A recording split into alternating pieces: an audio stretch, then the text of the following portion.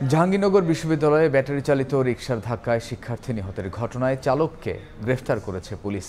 ভোররাতে অভিযুক্ত আরজু মিয়াকে বিশ্ববিদ্যালয় সংলগ্ন গেরুয়া এলাকা থেকে গ্রেফতার করা হয়। এ সময় জব্দ করা হয় তার অটোরিকশাটিও।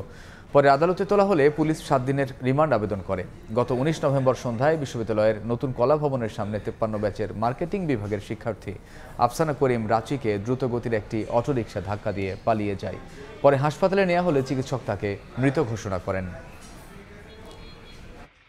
জাহাঙ্গীরনগর ভার্সিটির কর্তৃপক্ষ অভিযুক্ত থানায় একটি অ্যাক্সিডেন্ট মামলা, তারই আলোকে আমাদের গতকালকে গেরুয়া থেকে একজন রিক্সা চালককে গ্রেপ্তার করা হয়েছে। তাকে আজকে তার রিক্সা সহ তাকে গ্রেপ্তার করা হয়েছে, তাকে আজকে বিজ্ঞ আদালতে সোপর্দ করা হয়েছে।